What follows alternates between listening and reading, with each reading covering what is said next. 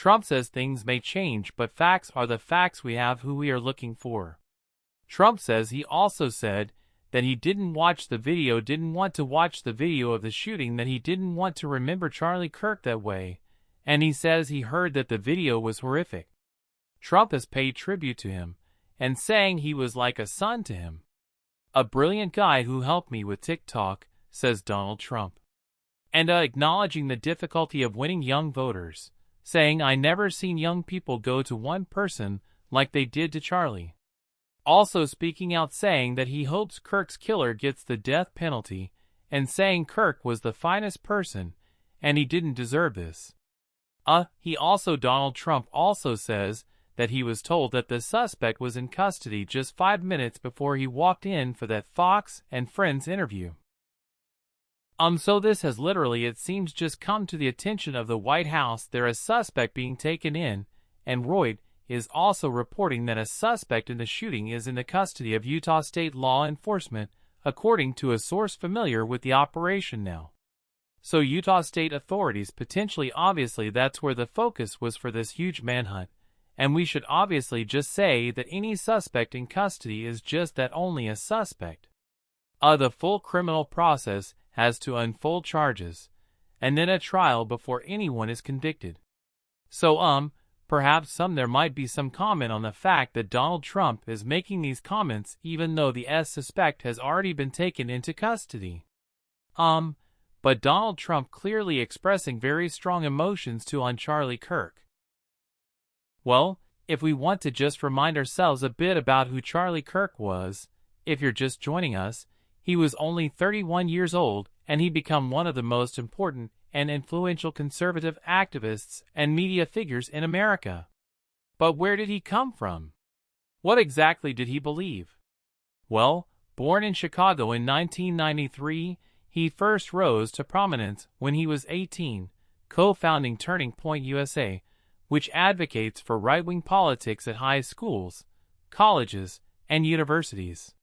He quickly became a huge supporter of Trump, and was a regular visitor to the White House during both Trump terms. He was anti-transgender, skeptical about the COVID pandemic, and backed Trump's false claims about the 2020 presidential election. He was very much pro, and had this to say about the Second Amendment that guarantees the right to bear arms. It's worth it to have a cost of, and fortunately some gun deaths every single year, so that we can have the Second Amendment. Well, Charlie Kirk actively campaigned for Donald Trump in 2024, and was credited with helping to register tens of thousands of new voters, and flipping Arizona for Trump. Many of Charlie Kirk's views were controversial. Let's hear from him. My position on abortion is unpopular in my country. If you want, I don't want to scare you guys too much. I am in the vast minority of my own political party on this issue proudly, because I'm morally correct. I'm on the right side of history. When all the chips are down, and when all the biology is settled, it will be very simple and very clear that we have made every excuse in the book to try to eliminate life smaller than us for simply inconveniences. We have all intents to march every way through the institutions from the cultural places of power, and eventually political, to abolish abortion in America. Trump has ordered DI to be torn down, but I want him to tear it down faster.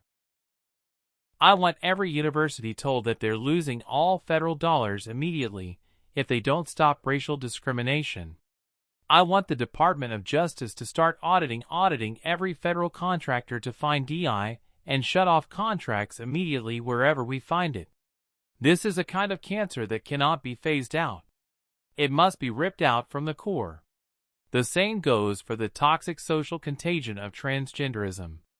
In Joe Biden's America, public schools and medical organizations were co-opted into endorsing we should have an honest and clear reductionist view of gun violence, but we should not have a utopian one. You will never live in a society when you have an armed citizenry, and you won't have a single gun death. That is nonsense. It's drill. But I think it's worth it. I think it's worth to have a cost of, unfortunately, some gun deaths every single year, so that we can have the Second Amendment to protect our other God-given rights. That is a prudent deal. It is rational. Charlie Kirk there speaking a flavor of some of his views there that had been very influential in winning political support for Donald Trump. Well, if you're just joining us, just to let you know that the president has been giving a live interview to Fox News, and he has said that a suspect in the shooting is in custody.